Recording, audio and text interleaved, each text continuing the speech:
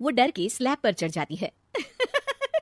अरे चूहा ही तो है, तू तो ऐसे डर रही है जैसे तूने कोई भूत देख लिया हो।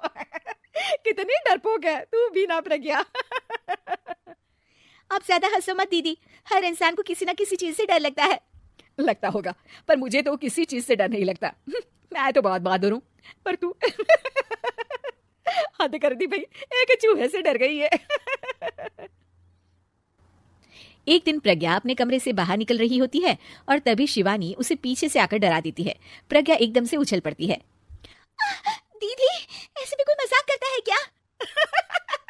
अरे सर अपनी शक्ल तो देख, एकदम बैंगन की तरह नीली पड़ गई है। अरे मेरी देवरानी इतनी बड़ी डरपोक है, मुझे तो पता ही नहीं था।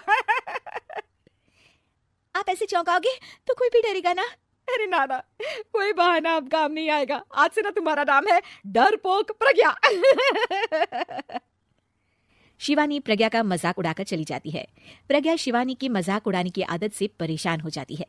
जब देखो मेरा मजाक उड़ाती रहती है, इनकी शिकायत तो मम्मी जैसे करनी ही पड़ेगी मुझे। प्रज्ञा अपनी सास के पास जाती है और उन्हें सारी बात बताती है कि किस तरह उसकी जेठानी उसके डर का मजाक उड़ाती है। ओहो, तो बड़ी बहू को बड़ा घमंड है अपनी बहादुरी पर। कोई नहीं, अभी उसका घमंड तोड़ देते हैं। मेरे पास एक तरकीब है छोटी बहू, एक काम कर तू। प्रज्ञा की सास उसे अपनी जेठानी को डराने का प्लान बताती है। ये तो बहुत अच्छा आइडिया है मम्मी जी, क्या बात है। आइडिया सुनकर लग रहा है कि आप अपने बचपन में काफी शरारती रही होंगी मम्मी जी। अब आएगा मजा मेरी बहादुर जेठानी जी को। प्रज्ञा अपनी जेठानी को डराने का एक प्लान बनाती है। रात में वो शिवानी के पास जाती है और कहती है, दीदी मुझे ना बहुत डर लग रहा है। क्या हुआ मेरी डरपोक देवरानी? दीदी मैं छत पर गई ना तो मुझे ऐसा लगा कि कोई वहां है।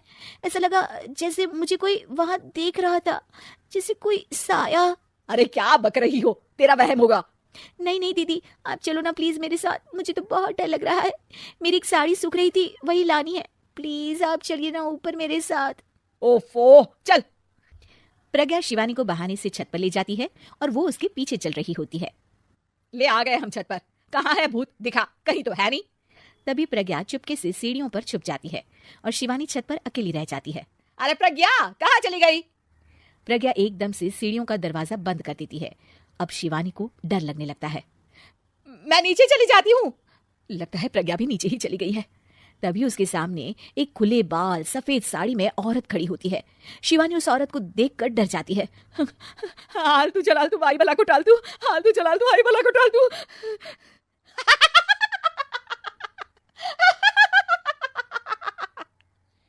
चुड़ैल की हंसी सुनकर शिवानी बुरी तरह डर जाती है।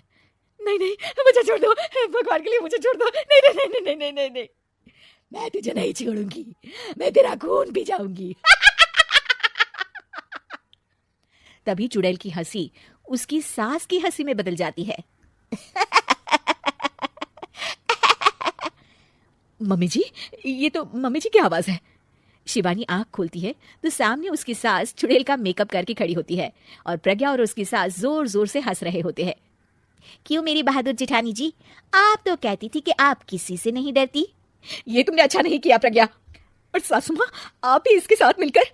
और नहीं तो क्या बहू, तुम अब मेरी छोटी बहू का ऐसे मजाक बनाओगी तो मुझे तो चुड़ैल बनना ही पड़ेगा ना। प्रज्ञा और उसकी सास और जोर जोर से हंसने लगते हैं और शिवानी गुस्से में नीचे चली जाती है।